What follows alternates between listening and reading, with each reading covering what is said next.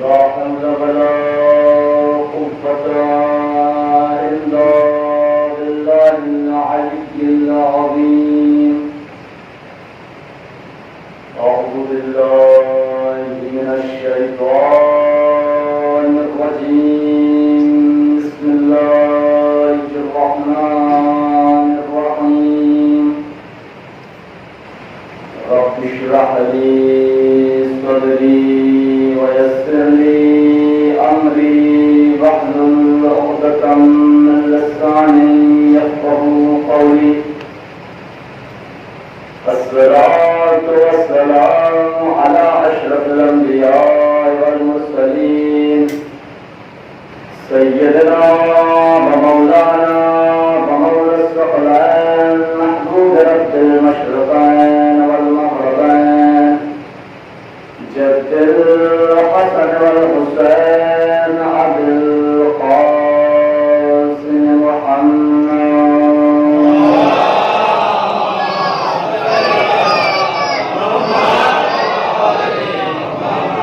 وعلى أهل بيته الطيبين الطاهرين المعصومين المظلومين المنتقدين المنتجبين ولعنة الله على أعدائهم أجمعين من الآن إلى قيام يوم الدين.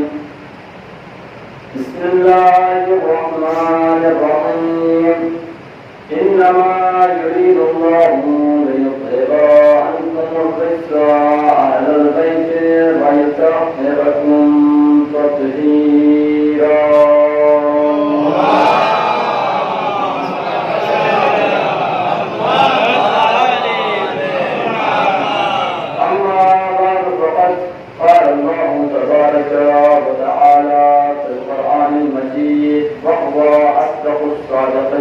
وقوله الحق.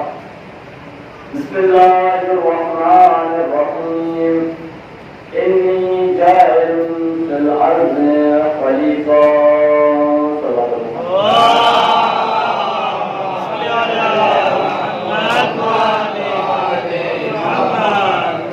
حضرات گرامی، برادران عزیز و معزز سامعین، محترم شہدا، سب سے پہلے شکر ہے اس خالق اکبر کا کہ جس نے آپ کے سامنے حاضر ہونے کا شرف بخشا، اور اس کے بعد اپنی بات کا آغاز کرنے سے پہلے کچھ تنقیداً باتیں عرض کرنا ضروری سمجھتا ہوں۔ آپ کی سرزمین الہ آباد اور اس بستی گاؤں میں میری حاضری پہلی مرتبہ ہوئی ہے، جو ایک اتفاق ہے تو میرا آنا کسی دوسری سلسلے میں تھا، لیکن آنا ہوا تو شریف بھائی کا حکم ہے کہ مجھے حکم نہیں ہے، لہٰذا مجھے نہیں پتا کہ آپ کیا سننا پسند کرتے ہیں، آپ کس طریقے کا ذاکر پسند کرتے ہیں، آپ اس ذاکر سے کیا سننا چاہتے تھے، اس کا بلانے والے تھے۔ کوشش یہی رہے گی کہ یہاں سے جانے سے پہلے، اس منبر سے اترنے سے پہلے باتیں ایسی عرض کی جائیں جو آپ کے اذہان تک لطف اندوز ہو سکے، اور اس مجلس کا حق بھی ادا ہو جائے گا، اور یہ حقیق آپ کے سامنے اس میں خوشائی بھی کر لے گا۔ ایک سوال کا سہارا دیتے چلے بس۔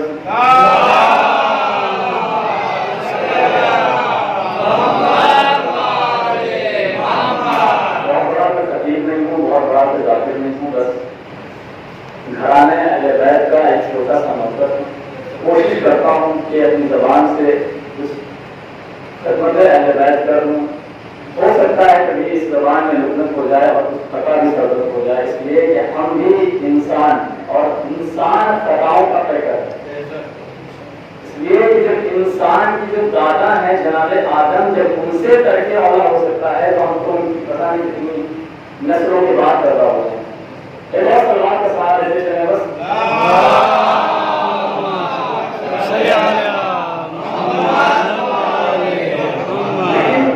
بات آ رہی ہے تو آگے اور بڑھتا چلو تنقیداً ہم انسان ضرور ہیں، لیکن اس وقت جس فرش عزا کے اوپر بیٹھے ہوئے ہیں اپنے آپ کو ہم بہت زیادہ عالی مقام کرتے ہیں، اس لیے کہ یہ فرش عزا کوئی عام جگہ نہیں ہے، یہ فرش اعضاء کوئی عام فرش اعضاء نہیں، یہ فرش اعضاء بہت زیادہ اہمیت کی حامل ہے، بہت زیادہ فضیلت کی حامل ہے۔ اب عجب کوئی مجمع سے کھڑا ہو جائے مولانا صاحب کیسے کہہ رہے ہیں کہ فرش اعضاء بہت فضیلت کی حامل ہے، تو بھائی آپ کسی عام انسان سے اگر سوال کریں کہ اس سامنے کیا بچھا ہوا ہے تو وہ نارمل سے آپ کو جواب دے گا کہ یہ ایک معمولی سی چادر بچھی ہوئی ہے، یہ قالین ہے، اس کے اوپر چادر بچھا دی گئی ہے، بھائی عام انسان یہی جواب دے گا۔ لیکن جب تک کہ یہ چادر مجلس حسین کے لیے نہیں بچھائی گئی تھی تب تک کہ یہ عام چادر تھی اور یہ عام قالین تھی، لیکن جب اس چادر کو، اس قالین کو حسین کی مجلس کے لیے بچھا دیا گیا تو یہ عام سی چادر وجہ بن گئی ہے اہل بیت کے نزول کی، یہ عام سی چادر وجہ بن گئی ہے ائمہ کے نزول کی، یہ عام سی چادر وجہ بن گئی ہے فرشتوں کے نزول کی، اس لیے کہ یہ ہمارا بھی عقیدہ ہے، یہ آپ کا بھی عقیدہ ہے کہ فرش اعضاء جب بچھائی جاتی ہے تو اس فرش اعضاء کے اوپر صرف انسان نہیں آتے ہیں بلکہ ائمہ بھی آ جاتے ہیں، ملائکہ بھی آ جاتے ہیں، اہل بیت بھی آ جاتے ہیں۔ صلوات پڑھے محمد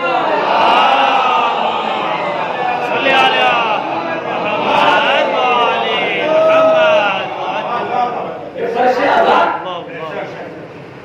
وجہ بن جایا کرتی ہے۔ یہی چادر معمولی سی چادر جو دیکھنے میں نارمل ہے لیکن جب مجلس حسین کے لیے بچھا دی جاتی ہے تو اس کو لقب دے دیا جاتا ہے فرش اعضاء کا۔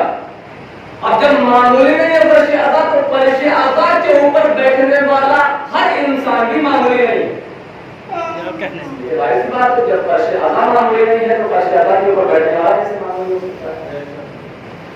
اور وہ کیسے؟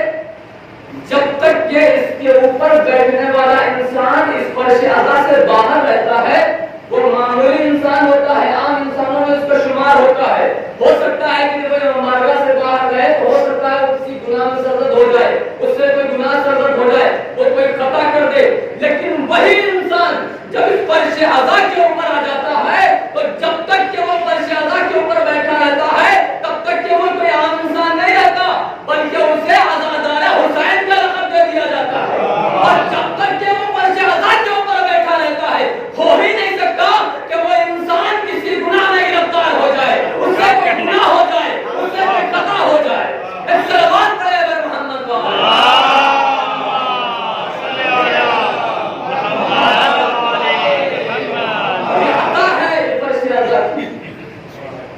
یہ وجہ ہے فرش اعضاء، سبب ہے فرش اعضاء، اس لیے کہ آپ فرش اعضاء کے اوپر نہیں ہے، ہو سکتا ہے کسی کی غیبت کرتے، ہو سکتا ہے کسی کی برائی کرتے، لیکن جب تک کہ وہ انسان فرش اعضاء کے اوپر بیٹھ جاتا ہے تو عزادار ہو جاتا ہے اور وہ ہر گناہ سے پاک ہو جاتا ہے جب تک کہ فرش اعضاء کے اوپر بیٹھا ہے۔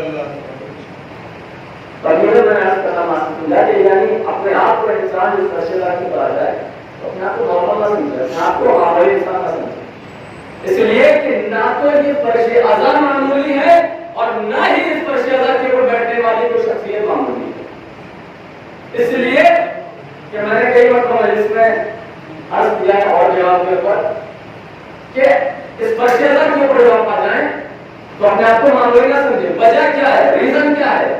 سبب کیا ہے؟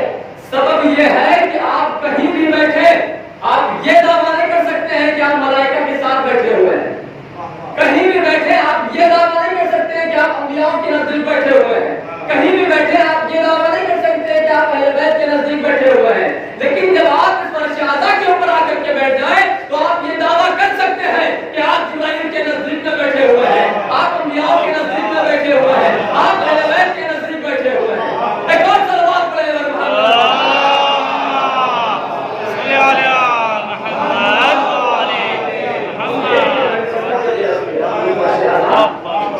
جبرائیل آ جاتے ہیں، اس کے اوپر ملائکہ آ جاتے ہیں، اس کے اوپر انبیاء آ جاتے ہیں، اس کے اوپر اہل بیت کے نزدیک۔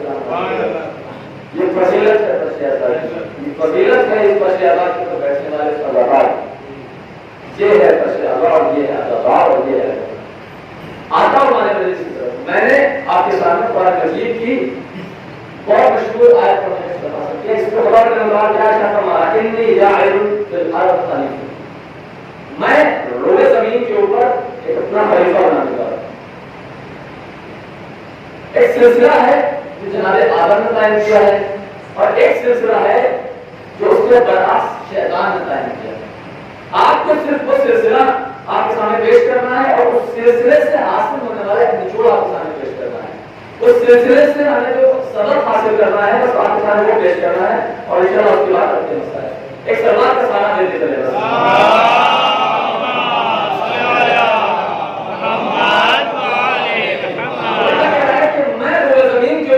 خلیفہ بنانے جا رہا ہوں، جاعل فی الارض خلیفہ، میں روزہ زمین کے اوپر اپنا خلیفہ بنانے جا رہا ہوں۔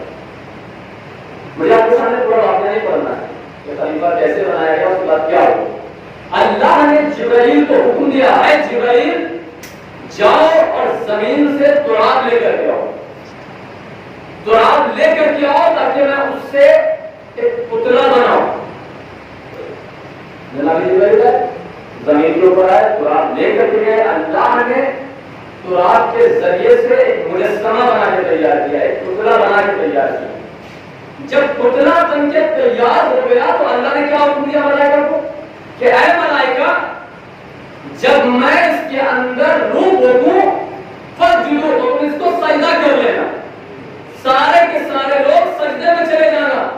تمام ملائکہ نے یہ سنا، جب اللہ نے اس پتلے کے اندر روح کو پھونکا تو سارے کے سارے ملائکہ، سارے کے سارے فرشتے سجدے میں چلے گئے، الا ابلیس، ابلیس کے علاوہ سارے کے سارے ملائکہ سجدے میں چلے گئے۔ جب سارے کے سارے ملائکہ سجدے میں چلے گئے، ابلیس سجدے میں نہیں گیا، تو ابلیس سے خدا نے سوال کیا کہ ابلیس تو نے اس کو سجدہ کیوں نہیں کیا؟ تو ابلیس نے کیا کہا؟ خدا بند متعال پروردگارا، تو نے اسے خلق کیا ہے تراب سے، اور تو نے مجھے پیدا کیا ہے آگ سے، اور آگ افضل ہے تراب سے۔ توجہ رہیے، انشاءاللہ ایک میسج ملے گا۔ پروردگارا، تو نے مجھے پیدا کیا ہے آگ سے اور اس پتلے کو بنایا ہے تراب سے۔ جب خدا نے ابلیس سے یہ جملہ سنا تو ابلیس سے کیا کہا؟ ابلیس میری بارگاہ سے نکل جا۔ بھائی ابلیس خدا کا کتنا فرما بردار بندہ ہے، ابھی تک کے بہت عبادتیں کرتا تھا، اس سے بڑا کوئی عبادت گزار نہیں تھا، لیکن جب اس نے تراب کے بنے ہوئے مجسمے کا انکار کیا تو اللہ نے کیا کہا؟ ابلیس اب تو میری بارگاہ سے نکل جا۔ اور صرف کہا ہی نہیں بلکہ ابلیس کو اپنی بارگاہ سے نکال دیا۔ وجہ کیا تھا؟ ریزن کیا تھی؟ سبب کیا تھا؟ اس تراب کا بنا ہوا پتلا جس کو ابلیس نے سجدہ نہیں کیا۔ اب تو بھائی جملہ روک کر کے ایک بات کہہ دو کہ بھائی اگر ابلیس جیسا عبادت گزار بندہ اگر تراب کے بنے ہوئے ایک پتلے کا انکار کر دے تو خدا اسے اپنی بارگاہ سے نکال دے، تو جو ابو تراب کا انکار کر دے۔ ایک صلوات پڑھے محمد۔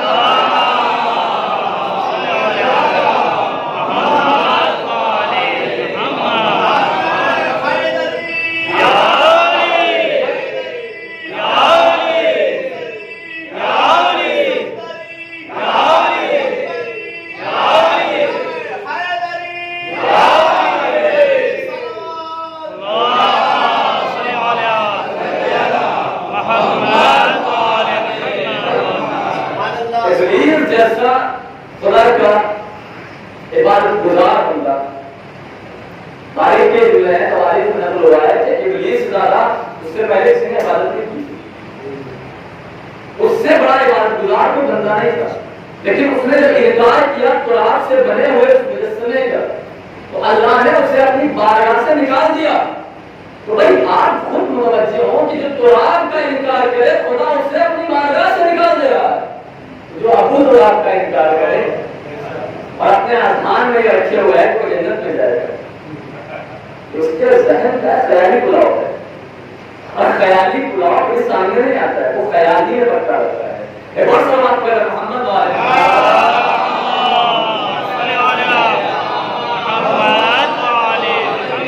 آپ اس سلسلوں کو متوجہ رکھیے گا۔ ایک سلسلہ یہ ہو گیا، ابو تراب کا انکار کرنے والا جنت میں نہیں جا سکتا۔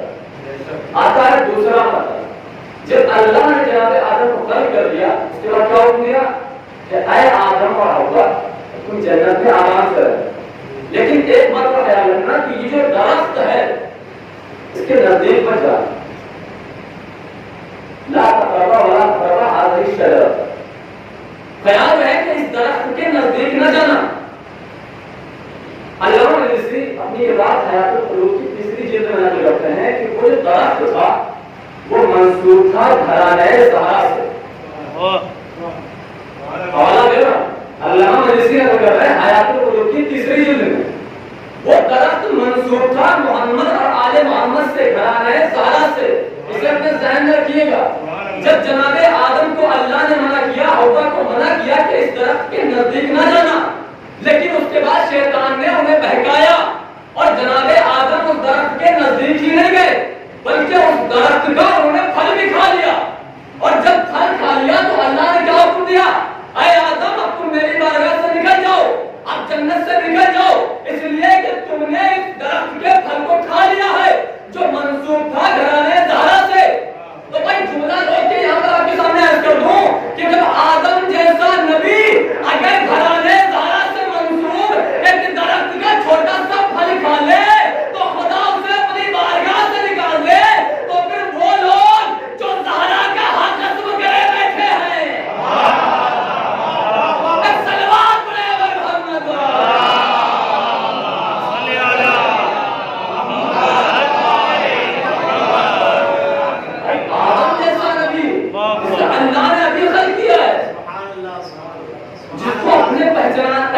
پہچاننے جانے کا ذریعہ بنایا ہے, لیکن اس نے گھرانے زہرا کے چھوٹے سے پھل کو کھا لیا. اور اس کے بعد کیا حکم رہا ہے, اے آدم تم میری بارگاہ سے نکل جاؤ, اس لیے کہ تم نے گھرانے زہرا سے منسوب پھل کو کھا لیا. تو بھائی جو گھرانے زہرا سے منسوب ایک پھل کو کھا لے, اللہ کے جنت سے نکال دے, اور ایسے ویسے نہ نکالے بلکہ جنت کے کپڑے اتروا لے, ایسے نکالے. تو ذرا تصور کریں کہ وہ لوگ جو باب زہرا کو قسم کر لیے ہیں اور اپنے آپ کو بہت بڑا کرنے کا سمجھ رہے ہیں, وہ جو روزے نشر ہوا ہوگا تو ان کا عالم کیا ہوگا, ان کو کہاں بھیجا جائے گا. ایک اور سلام پہ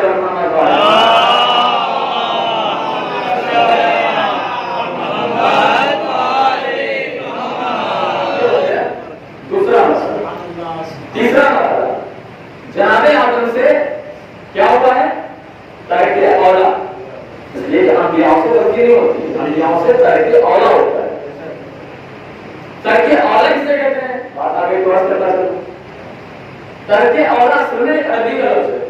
ترک کہتے ہیں چھوڑ دینے کو, اور اولا کہتے ہیں بلند کو, اولا کہتے ہیں افضل کو. یعنی آدم نے اولا کو چھوڑا, آدم نے افضل کو چھوڑا, آدم نے اولا کو چھوڑا. تو بھائی پتہ یہ چلا کہ اگر آدم جیسا نبی اگر اولاد کو چھوڑ دے تو آدم کو خدا جنت سے نکال دے. تو بھائی ذرا خود غور کریں, جب اولاد کو چھوڑ کے انسان جنت میں نہیں رہ سکتا تو جو مولا کو چھوڑ دے, ایک اور صلوات پڑھے محمد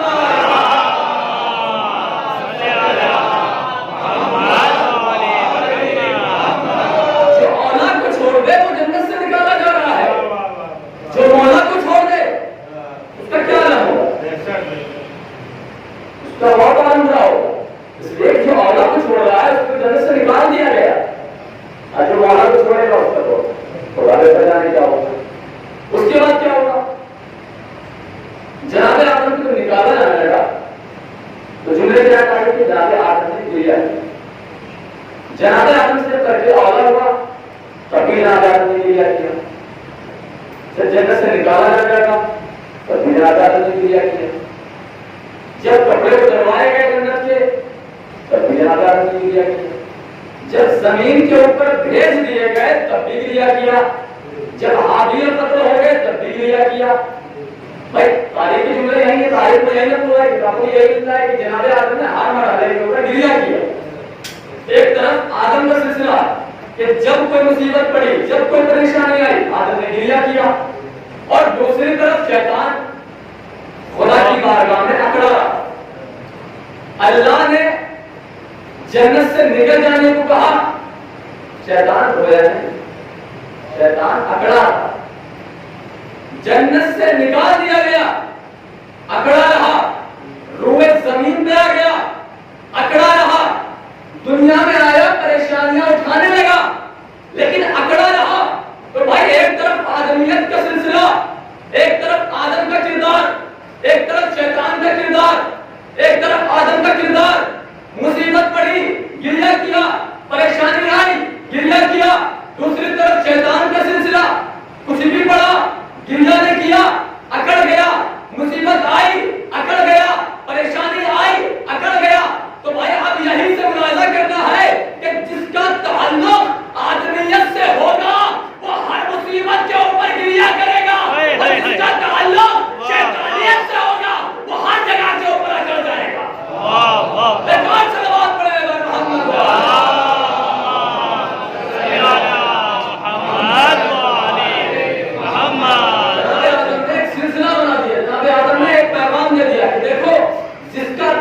آدم سے ہوگا, اس کے اوپر جب کوئی مصیبت پڑے گی, جب پریشانی آئے گی تو اس کی آنکھوں سے اشک جاری ہو جائے گا, وہ گریہ کرے گا. اور جس کا تعلق شیطانیت سے ہوگا وہ کبھی گریہ نہیں کرے گا, اکڑا رہے گا. اور خدا کو اکڑوں میں نہیں پسند, خدا کو ایسے بندے پسند ہیں جو اس کی بارگاہ میں اپنے دل سے, اپنی آنکھوں سے اشک جاری کر کے اپنی گناہوں کی تلافی کرتے ہیں اور اپنی حاجات کو طلب کرتے ہیں. اب اگر اپنے آپ کو آدم کی لسٹ میں سمجھے, جب مصیبت پڑے تو گریہ کر کے اپنی مشکل کو خدا سے کریے گا. اور اگر کہیں اکڑ جائیں یا اگر اللہ نے ہم سے بیٹا چھین لیا ہے تو ہم اللہ سے گریہ نہیں کریں گے, اللہ کے سامنے اکڑ جائیں گے. تو آپ اتنا سمجھ لیجیے گا کہ آپ کا تعلق آدمیت سے نہیں رہ جائے گا بلکہ آپ کا تعلق شیطانیت سے ہو جائے گا. ایک اور صلوات پڑھے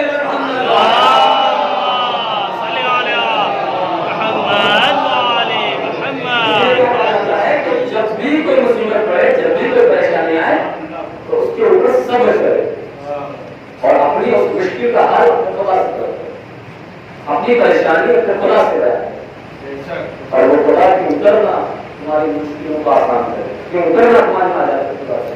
اس لیے کہ تمہارا تعلق آدمیت سے, تمہارا تعلق آدم سے, اور اللہ کو آدم کی اولاد بہت زیادہ پسند ہے, لیکن کون سی فرما بردار, جو خدا کی فرما بردار ہے. اچھا پھر آگے بڑھتے ہیں. جناب آدم جب آ گئے تو ان کے یہاں کیا ہوا؟ ابھی جناب آدم دنیا کی طرف بھیجے گئے ہیں تو عالم یہ ہے کہ جناب آدم کہیں اتارے گئے ہیں, جناب حوا کہیں اتاری گئی, ایک جگہ نہیں اتارے. آدم الگ اتارے گئے ہیں, حوا الگ اتاری گئی. آدم گریہ کر رہے ہیں, پروردگارہ حوا سے ملا دے. حوا گریہ کر رہی ہے, پروردگارہ آدم سے ملا دے. اس لیے دنیا میں کچھ نہیں ہے, صرف پہاڑ ہے, صرف آسمان ہے, کوئی بندہ نہیں ہے, کوئی شخصیت نہیں ہے, کوئی جانور نہیں ہے, کوئی پرندہ نہیں ہے. ابھی صرف آدم اور حوا ہے اور شیطان ہے. آدم گریہ کر رہے ہیں, پروردگارہ حوا سے ملا دے. حوا گریہ کر رہی ہے, پروردگارہ آدم سے ملا دے. گریہ کر رہے ہیں, دعائیں کرتے جا رہے ہیں, لیکن دعائیں مستجاب نہیں ہو رہی. تاریخ کے جملے دعائیں مستجاب نہیں ہو رہی ہیں. آدم جیسا نبی دعا کر رہا ہے, دعا کرنے کا انداز دیکھیے, انداز بھی ہے لیکن دعا قبول نہیں ہو رہی ہے. آدم کہتے ہیں پروردگارہ حوا سے ملا دے, حوا کہتی ہے پروردگارہ آدم سے ملا دے. ایک مرتبہ جبرائیل نازل ہوتے ہیں اور کہتے ہیں اے آدم ذرا اپنی دعا مانگنے کا انداز بدلو, ذرا اپنے دعا کرنے کے جملوں کو بدلو اور ان کا راستہ لگا کے دعا مانگو جن کے انوار کو اللہ نے تمہیں آسمان میں دکھایا تھا, جن کے نوروں کو اللہ نے تمہیں آسمان میں دکھایا تھا اور تمہارا تعارف تمہیں تعارف کروایا تھا.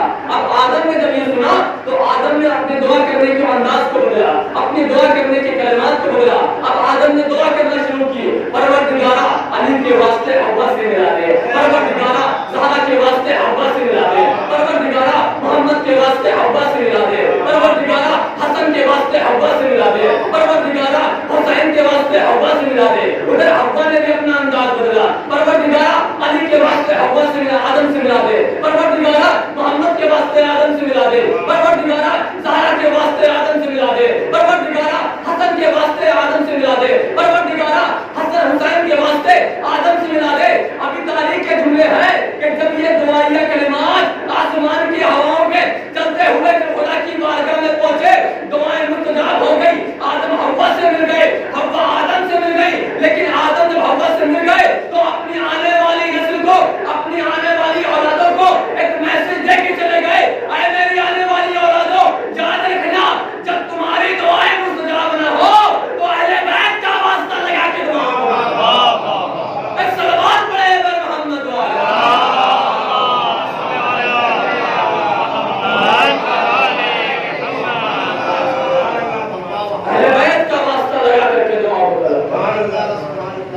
تمہاری نہیں مستجاب ہو رہی ہوگی، وہ دعا بھی مستجاب ہو جائے گی۔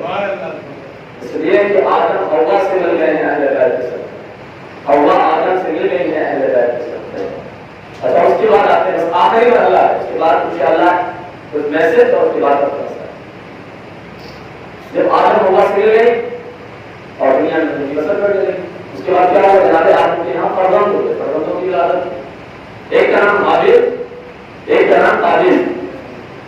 زمانہ بیٹا اللہ نے امتحان لیا، قابیل نے حابیل کو قتل کر دیا، قابیل نے حابیل کو قتل کر دیا۔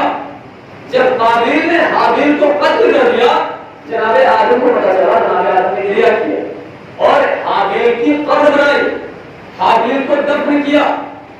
حابیل کو دفن کرنے کے بعد جناب آدم گریہ کر رہے ہیں، ایک طرف گریہ کر رہے ہیں جناب حابیل کے اوپر اور دوسری طرف لعنت کر رہے ہیں قابیل کے اوپر۔ ایک طرف گریہ کر رہے ہیں جناب حابیل کے اوپر، دوسری طرف لعنت کر رہے ہیں قابیل کے اوپر۔ میں نے ہاتھوں کو جوڑا، اے دادا آپ کی دونوں اولادیں ہیں، حابیل بھی آپ کی اولاد ہے، قابیل بھی آپ کی اولاد ہے، حابیل بھی آپ کا بیٹا تھا، قابیل بھی آپ کا بیٹا ہے۔ ایک کے اوپر آپ گریہ کر رہے ہیں، ایک کے اوپر آپ لعنت کر رہے ہیں، وجہ کیا ہے؟ سبب کیا ہے؟ اس پر گریہ کیوں کر رہے ہیں؟ اس پر لعنت کیوں کر رہے ہیں؟ تو عجب نہیں، جناب آدم مسکرا کے آواز دیں اور آواز دیں آنے والی اولادوں کو پیغام دیں، اے میری آنے والی اولادوں خیال رکھنا، جو مظلوم ہوگا اس کے اوپر گریہ کیا جائے گا اور جو ظالم ہوگا اس کے اوپر لعنت کی جائے گی۔ صلوات پڑھے گا محمد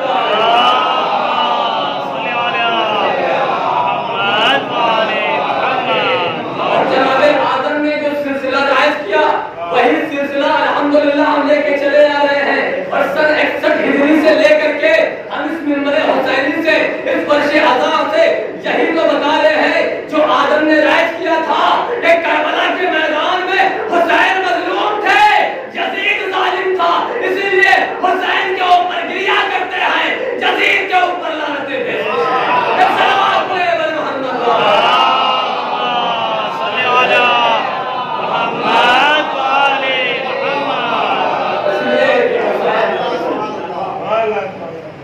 اس لیے جناب آدم نے کہا تھا کہ جو مظلوم ہوگا اس کے اوپر گریہ کیا اور جو ظالم ہوگا اس کے اوپر لعنت کی جائے، اور وہ سلسلہ الحمدللہ چل رہا ہے اور انشاءاللہ کا قیامت چلتا ہے۔ اور اس سلسلے کے اوپر عمل بھی وہی کرے گا جس کا تعلق آدمیت سے ہوگا، اس سلسلے کو رائج وہی رکھے گا جس کا تعلق آدم کی اولاد سے ہوگا۔ اب آج جو اس رونے کے اوپر بات کہتے ہیں، رونے کے اوپر پہرا لگاتے ہیں اور کہتے ہیں کہ آپ لوگ روتے ہیں حسین کے رونا کر کے، آپ لوگوں نے مجھے قتل کیا اور خود رو رہے ہیں، معذاللہ یہ بدعت ہے۔ تو بھائی ہم نے جواب دینا چاہتے ہیں، چلیں ہم نے مان لیا، ہم نے قتل کیا، ہم گریہ کر رہے ہیں، آپ نے نہیں مانا، آپ کیوں نہیں گریہ کر رہے ہیں؟ کیا آپ کی نظر میں حسین مظلوم نہیں ہے؟ کیا آپ کی نظر میں حسین مظلوم نہیں ہے؟ اور اگر آپ کی نظر میں حسین مظلوم ہے تو آپ گریہ کیوں نہیں کر رہے ہیں؟ اور آپ کا گریہ نہ کرنا یہ بتا رہا ہے کہ آپ کا تعلق آدم کی اولاد سے نہیں ہے، اس لیے کہ اگر آپ کا تعلق آدم کی اولاد سے ہوتا تو آپ آدم کے اس سلسلے کو رائج رکھتے جو آدم نے رائج کیا تھا کہ مظلوم کے اوپر گریہ کیا جائے گا، اور آپ نے کیا کیا کہ ماذا ظالم کو رضی اللہ بنایا۔ اب آپ صاف ظاہر کر رہے ہیں کہ آپ کا تعلق آدم سے نہیں، اس لیے کہ آپ آدم کے رائج کیے گئے سلسلے کو برعکس کر رہے ہیں، پلٹا الٹا کر رہے ہیں، مظلوم کے اوپر گریہ نہیں کر رہے ہیں اور ظالم کو رضی اللہ کہتے ہیں ماذا اللہ۔ اب آپ کا یہ انداز بتا رہا ہے کہ آپ کا تعلق آدمیت سے نہیں، آدم کی اولاد سے نہیں ہے، اور جس کا تعلق آدم کی اولاد سے نہیں ہوتا ہے، جس کا تعلق آدمیت سے نہیں ہوتا ہے، اس کا تعلق صرف ایک ہی جگہ سے رستا ہے اور وہ تعلق ہے شیطانیت سے۔ بہت صلوات پڑھے محمد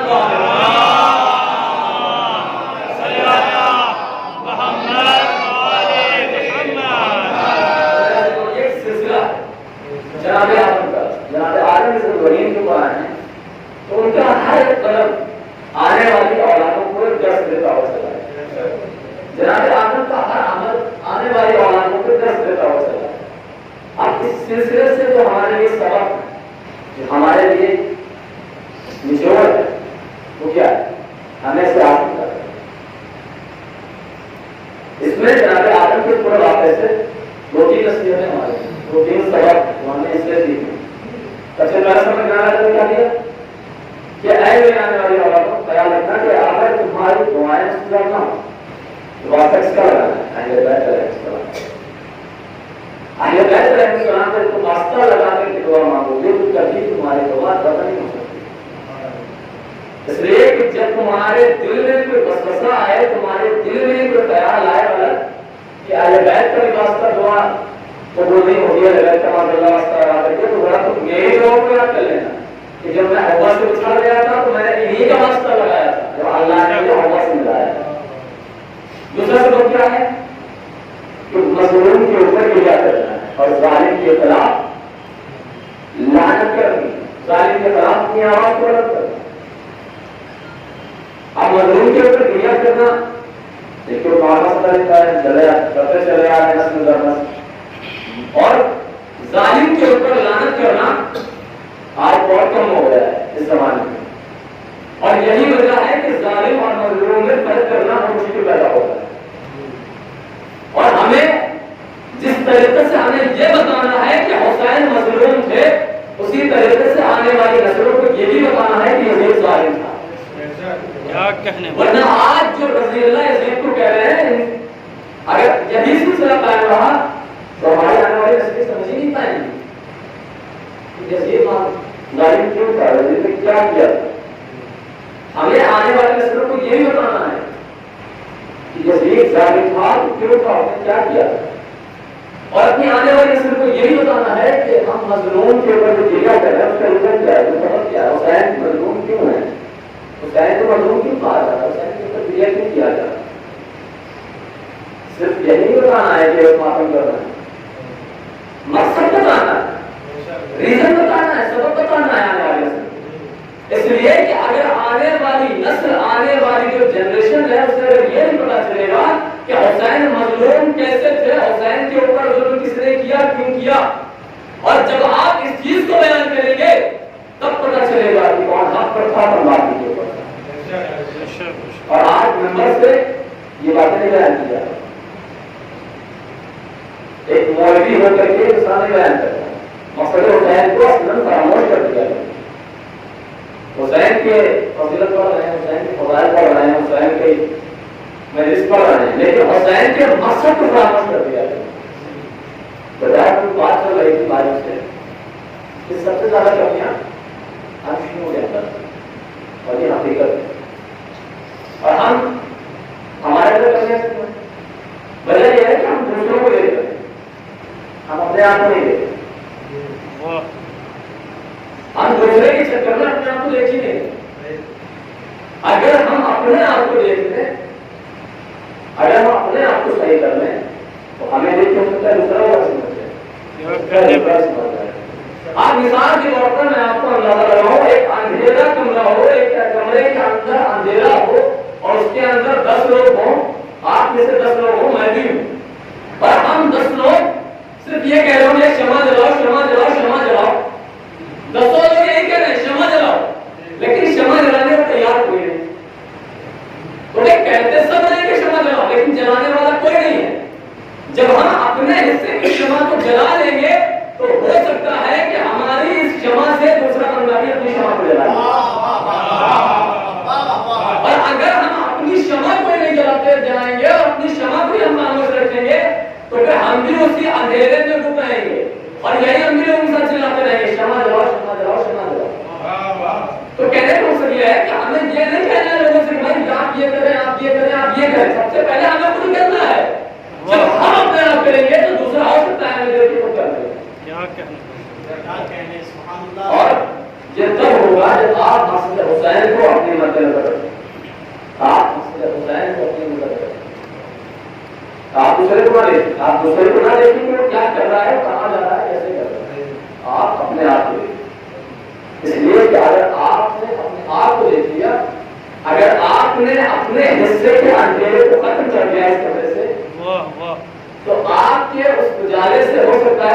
بھی اس کا فائدہ اٹھائیں گے. اور اگر آپ اپنے آپ بھی اپنے حصے کی شمع نہیں جلائیں گے تو آپ خود تو اندھیرے میں رہیں گے, دوسرے کو بھی اندھیرے نہیں رکھیں گے. ایک اور سلمان پڑھ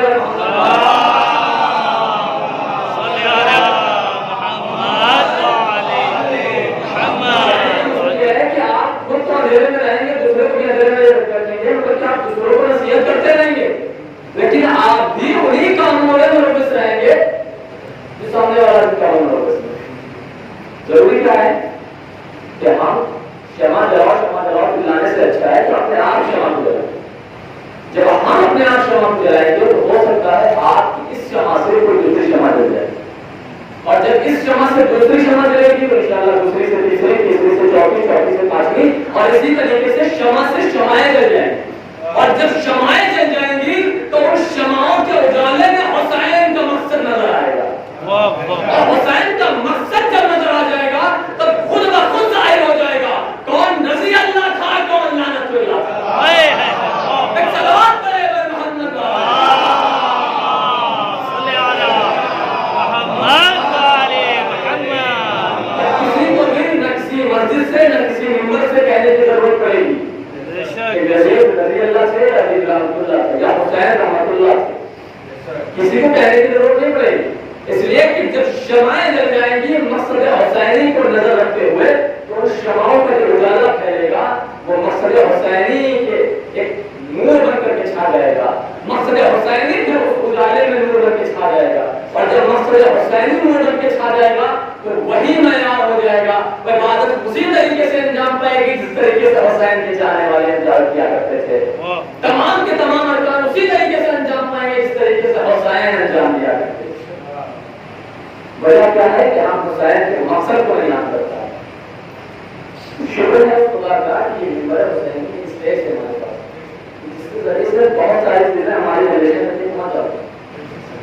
آنے والی جو نسلیں ہیں اس سے بہت ساری باتیں پہنچ جاتی ہیں, ورنہ آنے والی نسلیں ہیں اگر یہ ممبر نہ ہوتا تو یہ پتہ ہی نہیں چلتا کہ مجلس کیا ہے, حسین کون. اور اس کا بہترین ایگزامپل موجود ہے, آپ دوسری قوم میں دیکھیے. دوسری قوم کے بچے جانتے نہیں ہیں کہ وہ کون ان کا رہبر ہے, کون ان کا لیڈر ہے, وہ کس کی پیروکاری کرتے ہیں, کس کی اطاعت کرتے ہیں. اور الحمدللہ ہمارے یہاں کے بچے ممبر سے پرشیدہ سے اتنا تو سب جانتے ہی ہیں کہ ہم کس کی اطاعت کرتے ہیں, کس کی رہبری میں ہیں. تو میں جملہ روک کے کہہ دوں کہ بھائی جتنی دوسری قوموں کے جتنے دوسرے قوم کے لوگوں میں بزرگان نہیں جانتے ہیں, الحمدللہ اتنا تو ہمارے یہاں بچے اس پرشیدہ سے جانتے ہیں. اور اس کا ریزن کیا ہے کہ پرشیدہ کی دن ہے, اس ممبر سے اور پرشیدہ سے ہمارے بچے اتنا علم جانتے ہیں کہ جتنا دوسروں کے یہاں بزرگان نہیں جانتے. اور یہی وجہ ہے شیعت ابھی تک کے جمی ہوئی, ڈگمگائی نہیں. آج ہم سنتے رہتے ہیں شیعہ بہت پیچھے ہیں, ٹھیک ہے آپ سنیں, لیکن کبھی آپ یہ نہیں سنا ہوگا کہ شیعہ ڈگمگانے لگے. شیعہ کبھی ڈگمگا نہیں کر سکتی, اس لیے شیعہ نام ہے دعائے طہارت. شیعت نام ہے دعائے جناب فاطمہ زہرا کا, اور جناب فاطمہ زہرا کی دعا میرا انداز ہے کہ میں ماشاءاللہ شریف بھائی کا میرے ساتھ 3 سال رہا ہے کربلا پاکستان میں, بہت سارے مجلسوں میں شرکت کی ہے. میرا انداز یہ ہے کہ میں مجلس کے بعد ایک میسج دیتا ہوں, اس لیے کہ جس مجلس کے بعد میسج نہ ہو وہ مجلس تو ہو جائے گی اور لائیو پڑھے جائیں گے, مسائل بیان کیے جائیں گے, لیکن مجلس کا حکم یہ ہوگا. لہٰذا ضروری ہے کہ مجلس سے ممبر سے آپ نے میسج دیا. میسج یہی ہے کہ انسان دوسرے کو نصیحت نہ کرے, سب سے پہلے انسان اپنے آپ کو دیکھے. اگر ہم نے اپنے آپ کو صحیح کر لیا تو ہم نے زمانے کو صحیح کر لیا. اور اگر ہم چلاتے رہے کہ زمانہ خراب ہے, زمانہ خراب ہے, زمانے یہ کمیاں ہیں, اور اپنے آپ کو بھی اسی میں ڈالے ہوئے ہیں, ہمارے چلانا بیکار ہے. اور الحمدللہ آپ کی بستی میں پہلی بار آیا ہوں, بہت اچھا لگا یہاں دیکھ کے. ماشاءاللہ اس کا نماز میں جاتے ہوتے ہیں, سب مجلس میں بڑے ٹائم ہوتے ہیں. آپ کی بستی میں ماشاءاللہ بہت اچھا سلسلہ رہا ہے. یہ وجہ کیا ہے؟ آپ حضرات کی محنت, آپ حضرات کی کاوش ہے, آپ دادان, آپ کے بزرگان ہیں, آپ کی محنتیں ہیں جو آپ نے اس سلسلہ رائج کیا. آپ نے یہ سلسلہ رائج کر دیا ہے تو آپ کی آنے والی جو نسلیں ہیں وہ بھی اس سلسلے کو آگے بڑھاتی ہیں. اور اگر آپ نے اس سلسلے کو رائج نہ کیا ہوتا تو کیا ہوتا؟ مولانا صاحب بیٹھے رہتے ہیں، ویٹ کرتے رہتے ہیں، تبلیغات نہیں شروع کی ہے. لہٰذا زمانہ خراب نہیں ہوتا ہے، زمانے کو ہم خراب کر دیتے ہیں. اگر ہم چاہیں تو زمانے کو اچھا بنا سکتے ہیں، اگر ہم چاہیں تو زمانے کی جو کمیاں ہیں انہیں کم کر سکتے ہیں. لیکن اس کے لیے ہمیں زمانے کو نہیں ٹھیک کرنا ہے، ہمیں اپنے آپ کو ٹھیک کرنا ہے. اور اپنے آپ کو ٹھیک کرنا ہر انسان کے خود کے بس میں. آپ لاکھ چاہیں کہ ہم فلانے صاحب کی فلاں غلطی کو ٹھیک کروا دیں، نہیں کروا سکتے، لیکن آپ اپنی غلطی کو ٹھیک کر سکتے ہیں. ایک اور سلوات کا سہارا لے سکتے ہیں.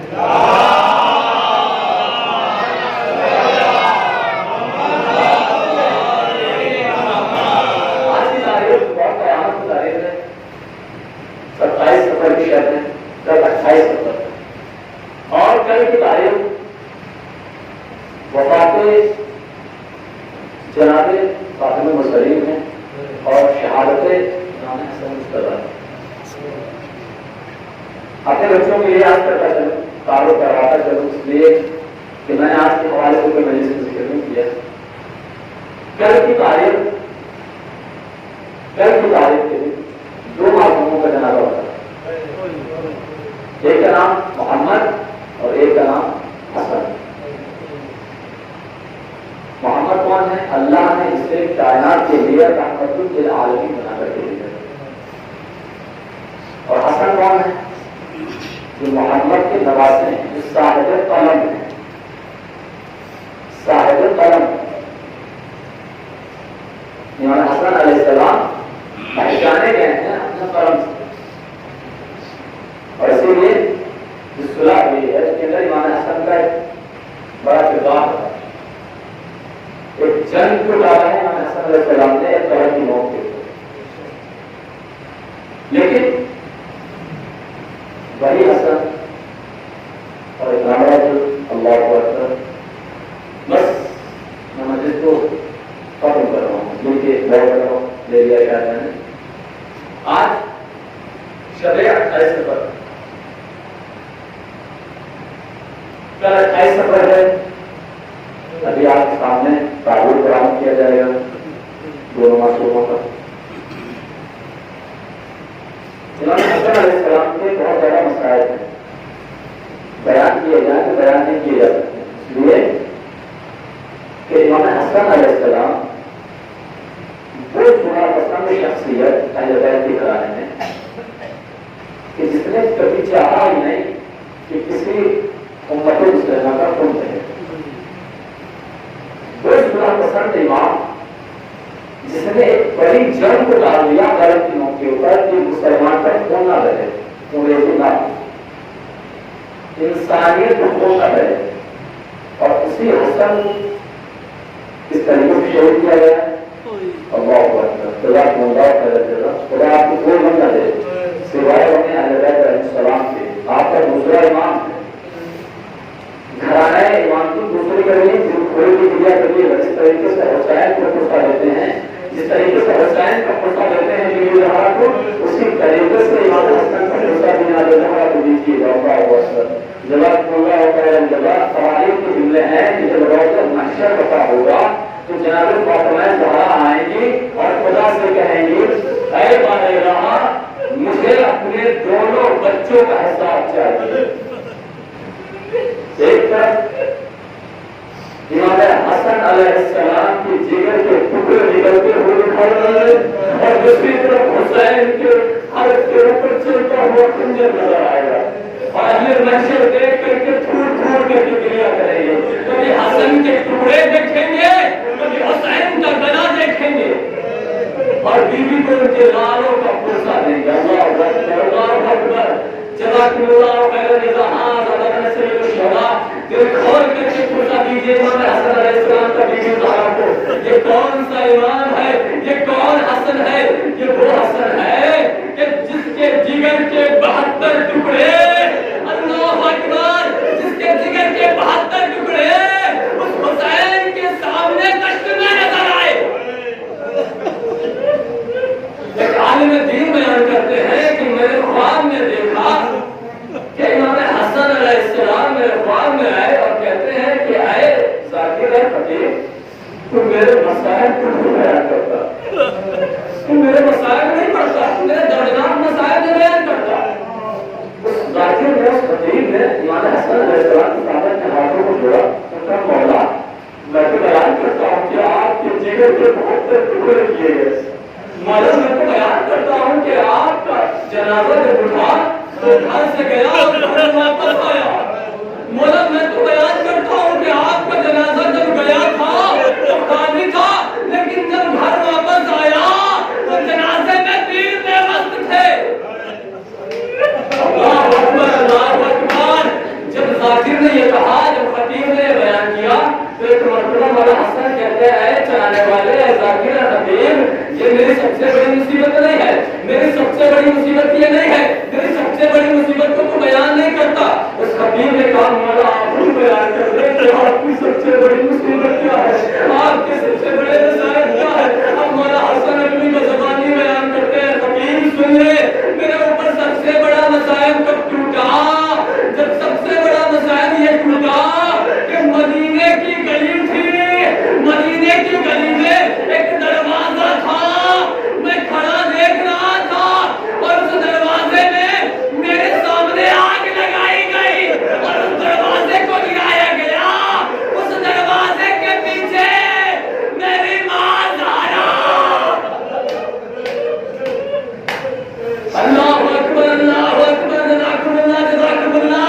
امام حسن اپنی زبانی بیان کر رہے اے خطیب، جب اس دروازے پہ آگ لگائی گئی اور اس دروازے کے اوپر لات ماری گئی اور میری ماں زہرا در و دروازے کے درمیان گھس گئی اور میں منظر کھڑا دیکھ رہا تھا۔ یہ ہے میرے سب سے بڑا مسائل، یہ ہے میرے اوپر سب سے بڑا ظلم۔ اللہ اکبر اللہ اکبر۔ اور امام حسن علیہ السلام اپنے مسائل بیان کر رہے ہیں۔ آج اللہ نے سید الشہداء امام حسن علیہ السلام شخصیت پسند، صلاح پسند امام، اور وہی امام ہے کہ جس کے اوپر اتنا بڑا ظلم کیا گیا کہ اسی امام کو اسی کے گھر میں رہنے والی اسی امام کی بیوی نے رہ دی۔ کون ہے یہ بیوی؟ جو بیوی ہے جو حضرت عائشہ اور اللہ نے کرے اس ملعونہ نے امام کو زہر دیا، اور جب زہر دے دیا، اور زہر دینا صرف لالچ تھا، اس لیے کہ معاویہ نے اس سے وعدہ کیا تھا کہ تیری شادی میں اپنے بیٹے یزید سے کرواؤں گا، اور فلاں انعام دوں گا، بہت سارے انعامات اس کو دیے، دینے کے وعدہ کیے۔ جب امام حسن علیہ السلام کو زہر دے دیا اس نے، تو امام حسن علیہ السلام کہتے ہیں، اپنے امام حسن علیہ السلام کو بیان کرتے ہیں کہ میں نے دیکھا کہ میری بیوی کا چہرہ بدل رہا ہے، میری بیوی کا رنگ تغیر ہو رہا ہے۔ میں نے پوچھا کہ وجہ کیا ہے، تو کیوں لڑ رہی ہے؟ تو میری بیوی بیان کرتی ہے، میری بیوی نے اس سے کہا کہ ابھی تھوڑی دیر کے بعد یہاں پر زینب اپنے خسرو آئیں گی اور حسین آئیں گے اور مجھ سے پوچھیں گے اور مجھے شرم آئے گی بیان کرنے میں کہ میں نے آپ کو زہر کیوں دیا۔ مظلوم امام اس ملعونہ کو کیا جواب دیتا ہے؟ ملعونہ جواب دیتا ہے امام حسن جواب دے رہے ہیں کہ تو ایسا کر کہ تو پیچھے کے دروازے سے چلی جا، پیچھے کے دروازے سے فرار ہو جا۔ اللہ اکبر۔ ذرا تصور کرے کریم امام حسن علیہ السلام، امام حسن علیہ السلام کی کرم کو تصور کرے، اپنی قاتلہ کو فرار کروا رہے ہیں امام حسن علیہ السلام کہ اس کے اوپر کوئی آنچ نہ آنے پائے۔ اور جب یہ جانے لگی ہے تو امام حسن علیہ السلام نے سے کہا تھا کہ اے ملعونہ، اے بیٹا بھتیا شخص، تو نے مجھے زہر تو دے دیا ہے، لیکن ایک بات کا خیال رکھنا، تجھ سے کیے گئے سارے وعدے تجھ سے وفا نہیں کیے جائیں گے، اور جب روز محشر وفا ہوگا تو میری ماں تجھ سے اس کا حساب لے گی، اور تجھے حساب دینا ہوگا تیری ماں کو کہ تو نے مجھے زہر دیا۔ اللہ اکبر۔ اس کے بعد یہ ملعون فرار ہو گئے۔ اب یہاں سے آپ کے سامنے مسائل بیان کر رہے ہیں امام حسن علیہ السلام کے۔ امام حسن علیہ السلام اب بیان یہ کرتے ہیں کہ ابھی جب یہ ملعون فرار ہو گئی تو ایک مرتبہ سب سے پہلے امام حسین علیہ السلام گھر میں وارد ہوئے، اور جب حسین علیہ السلام گھر میں وارد ہوئے ہیں تو اپنے گئے. اب مولا حسین کہتے ہیں بھیا بھیا آپ کو زہر کس نے دے دیا؟ آپ کا یہ کیسا عالم ہے؟ ابھی کچھ نہ کہا امام حسن نے کہا بھیا حسین ذرا یہ تشت اٹھا کر کے میرے سامنے لاؤ، میرا کلیجہ پھٹ رہا ہے. امام حسین علیہ السلام تشت لے کر کے آئے. اللہ اکبر. تاریخ کے جملے ہیں کہ امام حسن کو الٹی ہوئی اور اس الٹی کے ساتھ امام حسن کے جگر کے ٹکڑے اس تشت میں نکل آئے. اللہ اکبر اللہ اکبر.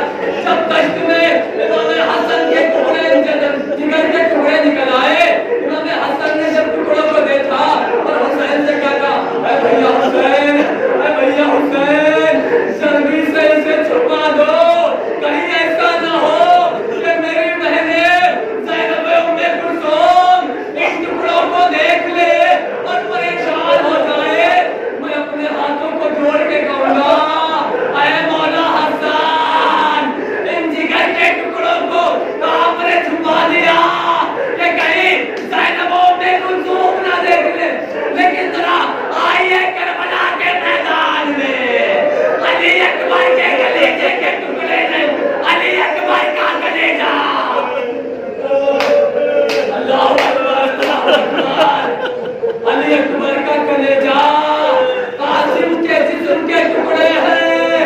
ابھی زینب ام کلثوم کو دیکھ لیں. اللہ اکبر. جناب زینب ام کلثوم آ گئی.